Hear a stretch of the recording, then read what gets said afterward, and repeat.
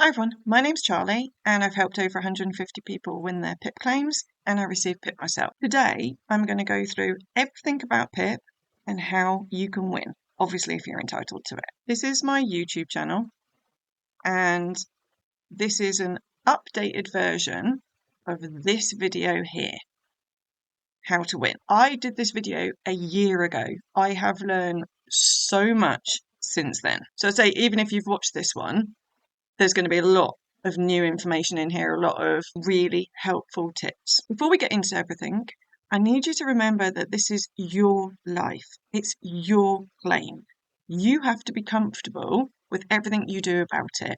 So when you watch this video, if there's anything you don't agree with, just ignore me. It's completely your choice, okay? Evidence is critical. And I'm going to talk you through one of my templates. Now, I do have other videos on this because, again, we can't go into too much detail because otherwise we're going to be here for days. I didn't realise there was a little search thing on specific channels until doing this video. Okay. Right, these two videos are really good. They're worth watching. On the website, in the free stuff, evidence template. Really, really good. Whatever level of PIP you're at, wherever you are in your PIP process, you need to produce this evidence document. Now, in the DWP system, if you send a piece of paper, it goes on a separate tab, so a separate page in their system. So say, for example, you send 20 pieces of evidence, that's 20 different tabs. Humans naturally cut corners. The staff that work for the DWP are overworked, they're rushed, they haven't got time to look at all that shit, okay? With the evidence, we produce one document, which is one tab. So your claim form or your review or whatever it is will be one document. Your evidence will be a separate document. One tab, that's it. They've only got to look at two things. We need to make their lives easier. And this template goes with the other videos that I showed you as well, okay? So pink, I hate pink. I don't like it at all. So this is me talking to you and for you to delete. Okay. Yellow is the code that I use when we need to do something. So every document that you send needs your full name and national insurance number on. So this is additional evidence. So we keep it simple. So preparing food. So for example here, due to severe arthritis, I cannot stand for long, so I have to use a chair when preparing meals. Keep it short. Don't forget, you've written on your forms, so this is very short. This is not a novel. Or you could literally say, here is the perch chair that Occupational Health gave me. Or here is the perch chair that I use. Keep it blunt. And this is an image from Google, right? Or where is it from? Yeah, Able World, right? This is ridiculous. This is clearly not someone's actual home. Okay, if you've got OCD and you're cleaning all the time, brilliant. Do not set up the photos you take. Again, this is your life, your claim. Keep it real. You've got to keep it real, okay? You need to prove it's your home and your equipment and that you haven't just brought it to try and get points, because that's just obviously bullshit. Don't be embarrassed. This is our lives, okay? And this is confidential. If you use any aids like this for taking nutrition, this is my favourite cutlery, I call it happy caterpillars. You can get all sorts of different stuff like these. Managing therapy. So the pill pot. So I've got this with my happy cow, my Scottish cow on it. It makes me happy. So with this, I say, take a photo of your pill pot and a box of medication. Don't photograph all of your medication. A box of medication with your name and address on it, just so they know it's truthful. Okay. Washing and bathing. So again, I wouldn't take a photo of just the seat that you sit on like that. That's obviously from Amazon. Take it in the shower. Show what your life is like. This is all we're doing, is proving what our lives is like. Now, you might be thinking, well, people could just buy this stuff and then get PIP. No, you can't. It doesn't matter whether you're using aids, your condition has to match that severity. There has to be medical evidence that our condition is that bad. Okay. Some people have steps, handles, if you've got handles. So the handles, it doesn't necessarily need to be a posh handle. It could be you're hanging onto the towel rail, the radiator, a windowsill, whatever If there's anything that you are using to make things so you can do things, that's an aid, okay, or equipment. So the toilet. So this one, quite often, we've all got different things that we hold on to. Some of us have got the frames around the toilet. Some of us wearing pads, using bottom buddies. So I'd take a picture showing the toilet and whatever you use, okay? And then you can just explain it here.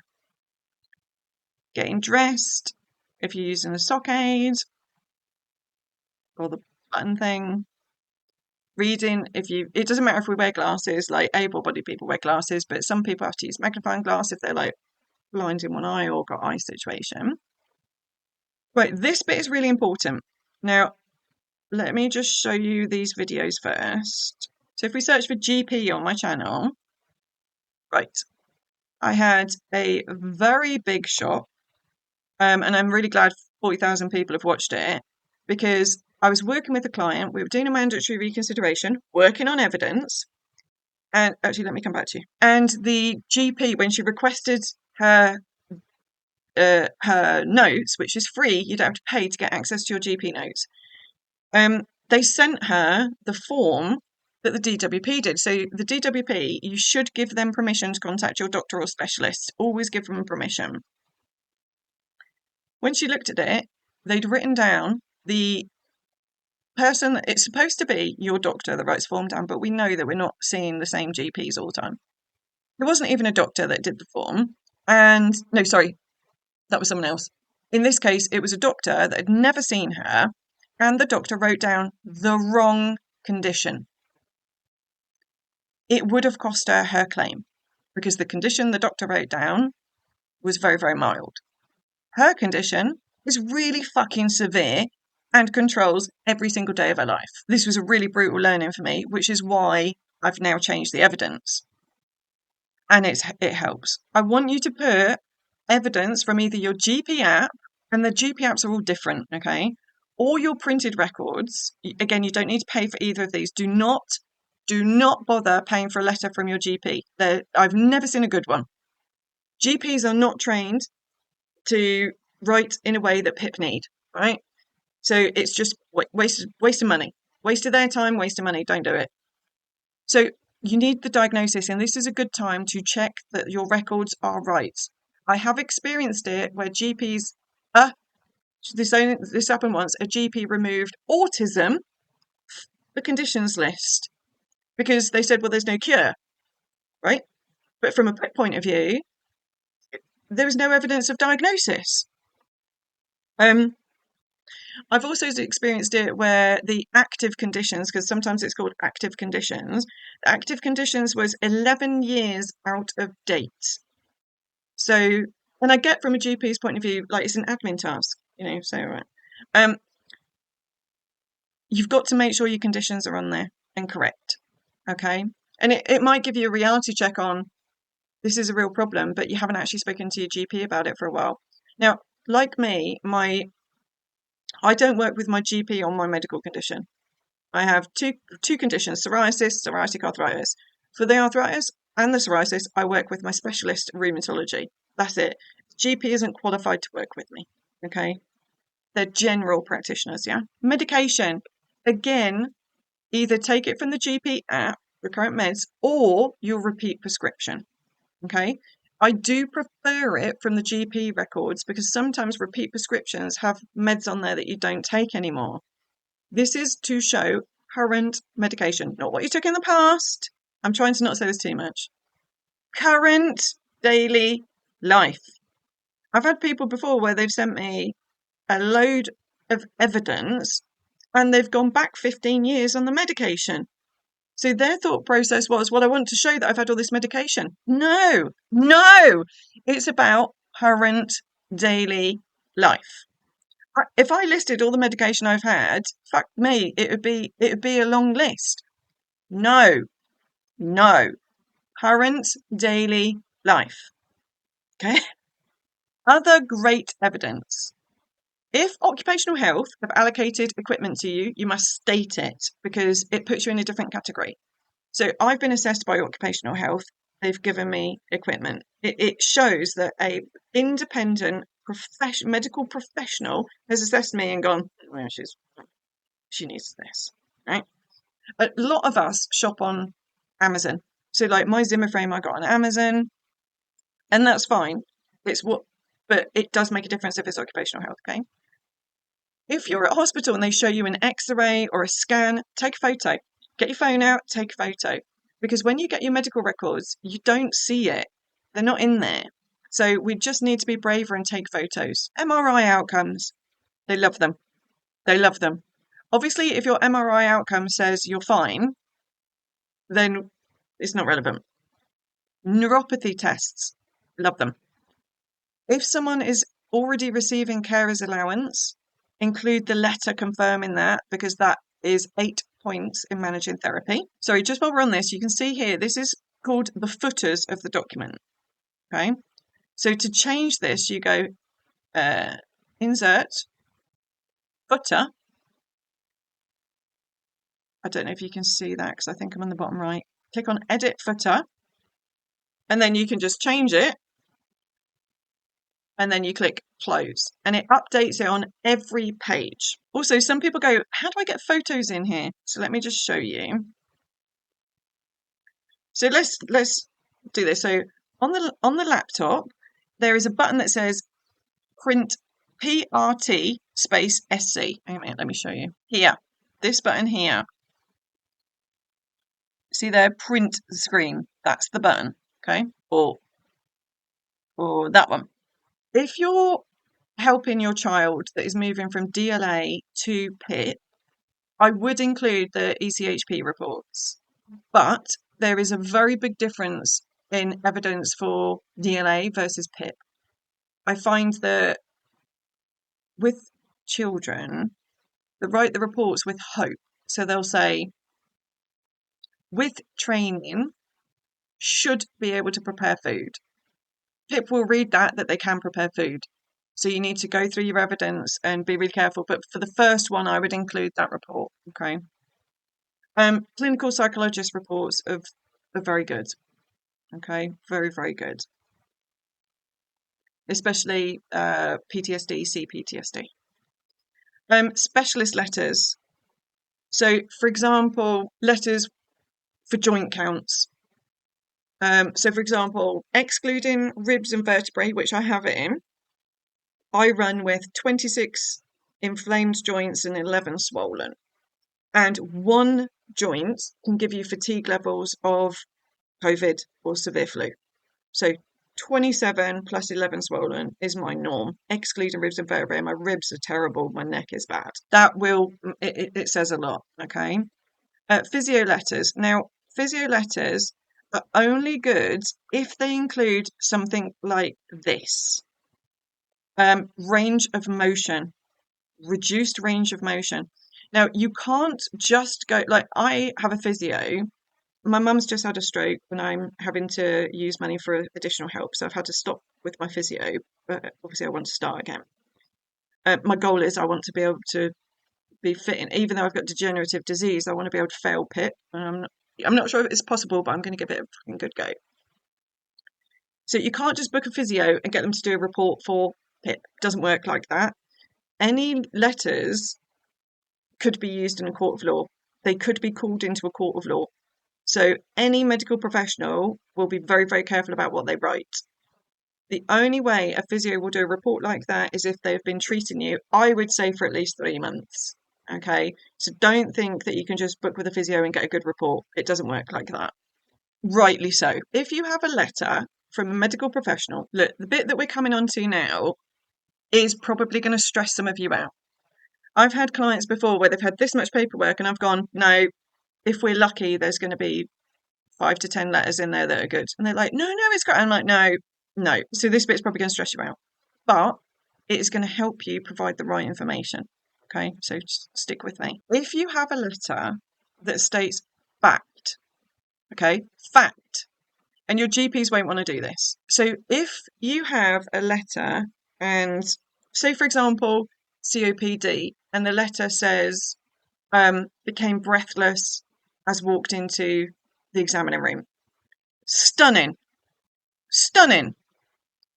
Most letters will have she said, he said, they said.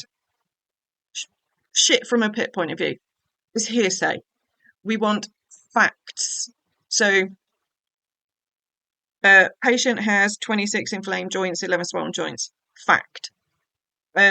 Patient has swollen discs, L4, L5. Fact. We need facts, not she said, he said, they said. It's rubbish. Okay. And like I said earlier about the diary, but only include like 4 weeks max. Okay. So rubbish evidence. Now, some of you might be like, but Charlie, they say to include this. I have a theory. I think that they say to include something so you feel like you're in control and helping, when in actual fact, it's fucking pointless and it infuriates me so much. For example, they say include letters from friends, family, etc. No, no. Think Judge Judy, right? Judge Judy, court of law, because this is potentially where it could go, court of law. And a mum is there going, my son would never damage that car. It would never damage that car. Judge Judy straight away is not interested. People that are friends, are family, loved ones, it doesn't matter if they're qualified medical professionals either.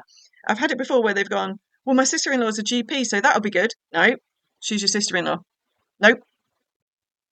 Those in our lives, they're supposed to care for us. They're supposed to help us, which means that they will write what they think will help us. It's irrelevant. Don't waste your time. Don't waste their time. And I do think in the future they will remove that because it is a waste of time for everyone. And it gives you false hope. Don't do it. Trust me, I'm like, this evidence, I cannot tell you the difference it's making. And I'm not going to, there's been a few things happening and I'm not going to say it or put it on social media yet because I'm waiting to see, I want to see at least 20 clients being treated in a certain way before I think I'm confident enough to say something. But I cannot tell you how good this evidence is, how much it is working. Okay. Letters from your loved ones. Judge Judy? No. Evidence with hope. Hope. And it like should be able to. Like I've seen some letters that have been, oh my God, it's horrendous, where it'll say, with this biologic treatment, it will manage the condition. What the fuck? You don't know that. If a letter says that, all people do is go, oh well, great, with that treatment you're going to be all right. Be careful. Be careful. Steroid injections. Like I get a lot of injections, jaw joints, into my ribs, wherever, those are my main areas at the moment. I don't include evidence of all my steroid injections. No, you just need to show, if you want to, you can, I would for steroid injections, I'd show that you've had them. But then there is the risk that sometimes they think, oh, well, then you're all right then. So I would show, like, for example, for mine, I put evidence, I took photos for YouTube of getting injections into my jaw joints and my ribs. So I just included pictures of that to show that, look, this is regular occurrence for me. Appointment letters. Oh my God. Oh my God. Oh, fucking appointment letters. Like, no. Now, I am sure that it says somewhere, I'm sure I've seen it where it says, include appointment letters. Why the fuck are they saying that? We go to hospital a lot. Do not include appointment letters. Don't. Unless you don't have any other evidence of a condition, or you want to show that you've been, say, for example, you're seeing a psychiatrist, here's my appointment letter, I'm waiting for another appointment. If someone, rare occasion that someone doesn't have evidence of a condition, we might include an appointment letter. It's hard. It is hard. Even for me, it is hard to go through the evidence and pick out the right bits. It's very time consuming. It's hard. So I've got a new rule. Only things from the past 3 years and current daily life. Then I might end up with, say, for example, past 3 years. And there might be something where I'll go, hang on a minute, we don't have enough evidence on this. Just do me a favour, which I've actually just done with Codename Savage, where I've gone, do me a favour. I know that it's the truth and everything, but just in case the doctor's looking at it, just see what you've got, even if you have to go back a bit, right? Try and do it that way. current daily life. So it's hurting my jaw joints. I feel very passionate about this. Yeah, anything that says for a medical professional, she, they feel, they said, nothing is shit. It's rubbish. And that's what your GP will do. Do not pay for your GP letters. I've only seen, I think, one good one. Right. Evidence. Make sure it's got your full name on every page. If you're doing this document, please, it's better to do this document. Remember what I said about the way they store it in the system? So if you don't put it into Word, like using the pictures, yeah? So you could take a picture of a letter on your phone, email the letter to yourself, and then do that print screen and put it into this. If you send everything individually, remember it's all on individual tabs and they're not going to look at it. They're human, okay? I know they should, but they're human. Keep a copy of everything. And I'm really sorry, I have a box file. I don't know where I'm going. A box file this big. Keep a copy of everything. Every form that you do, take photos of every page. Okay, you keep a copy of everything because consistency is key. Now, again, you might be, yeah, but Charlie, my condition changes. No, I know that. I know our conditions change, but you need to be able to look at what you've done. Now, this is a bit of a head fuck, right? Now, if you haven't got everything, don't worry. If you're like, oh my God, like, don't worry. Because we're being honest, again, it's hard to be honest with yourself, which is, again, why I've got that test. Which I call it the test, but that doesn't mean anything to you, does it? Which is, are you entitled to PIP, right? Fuck, what was I saying? Yeah, because we're honest, you're all right. Okay. Now, what I discovered with Codename Under Caution was they went back to the very beginning. They went through every claim form and every review form and every assessment. Okay. We need to keep copies. And then when you do your review, for example, some of my stuff I'd improved on. So I was like, yeah, I'm so fit. I'm so fit. Why did I do that? Oh, fuck. I'm so excited about this video. I'm so excited because I haven't been well enough to actually film this because it's, let's face it, it's a long video, isn't it? But I'm so excited because I know I've learned so much and there are so many, obviously this video is for you, the person that is chronically ill, or you, the friend, loved one, that is helping the person that is truly chronically ill. If you are a faker, a liar, fuck off, get off my channel. This is not for you. I just know how life-changing this is. And we're entitled to it. So I'm just excited. But I can't, actually, let me just take some painkillers. By the way, for mental health, I always have like little things that make me happy. Right. Obviously, this is if you've been on my channel before, this is my favourite jumper. This isn't pyjamas, although my pyjamas look, I've got this in a pyjama as well with a pocket in. What day is it? Sunday. What was I going to say?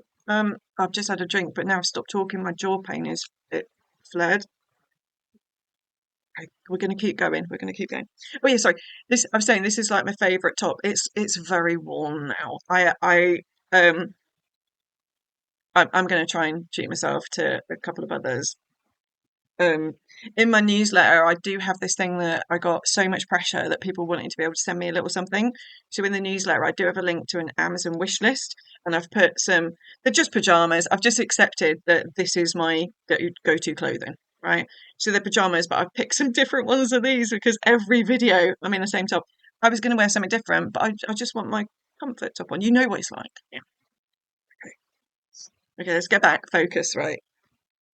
I'm checking my notes and I've realised that I have not looked at them for a while. Let's go back to the document and see where we were at. So I've forgotten. Yep, so we've done that. This is just me saying a bit more about one document. Right. Okay. On the evidence, I am limiting you. I'm giving you a limit. No more than 15 pages. No more. That includes any photos, any letters, everything. No more than 15 pages. If you're like, yeah, but Charlie, it's a bit... If you're going past 20, something's not right. Like I've done tribunals, and I'm like, evidence is like, okay, I've done some heavy tribunals where actually I've probably gone to 30. But at this, if you're doing a claim, a review, try and aim for around 15. Okay. Yeah, actually, now I'm saying it. When I did the tribunal with 30, that was a long time ago, and now I would have cut it. I would have got it to 20. Tribunal, okay? Try and aim for 15. Again, this is your life, your claim. You do what you are comfortable with, okay? But just remember, humans taking 10% of written, 10%. So every time you're going, have I waffled? Obviously, I'm a chatter. Clearly, I'm a chatter. You've got to cut the crap.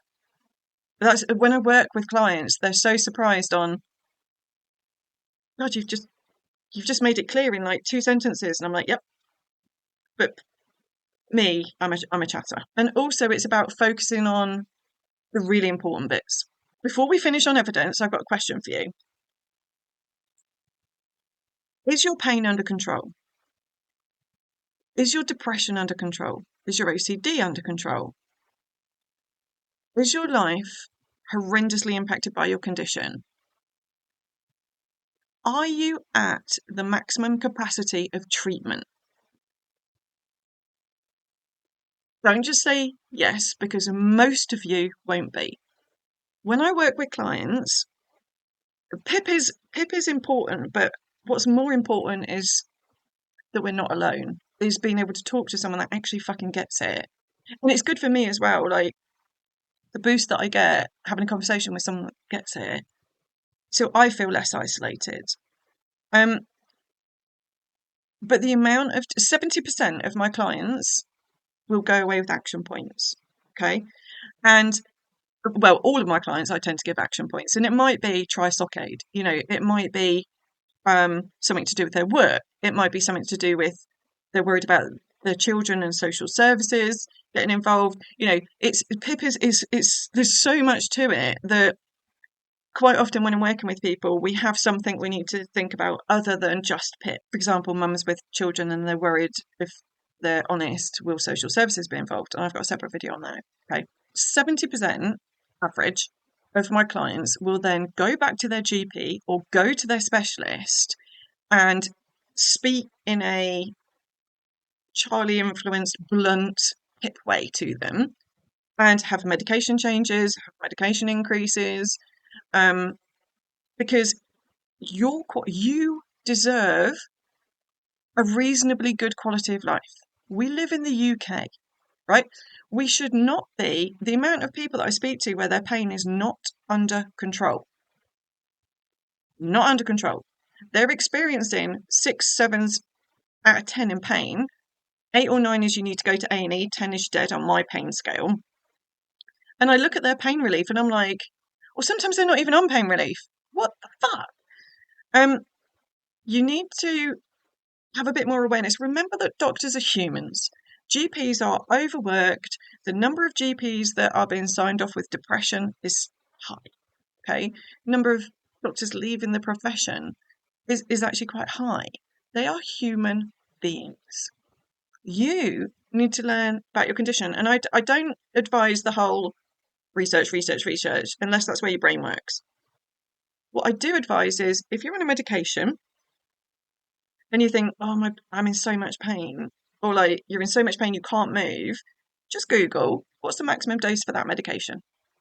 For example, I was working with codename AI Future the other day, and his meds aren't working. So he's got, let's say, 3 different types of meds for 3 different issues. Okay. This one, he was only on a loading dose. So the starting dose, which means that they're going to build it up. Starting dose. But he thought that was it. He thought that, no, this happens a lot. He thought that, well, once you've got that medication, that's it. And I'm like, no. You have to, a lot of medications, we have to build up and find the right level for us.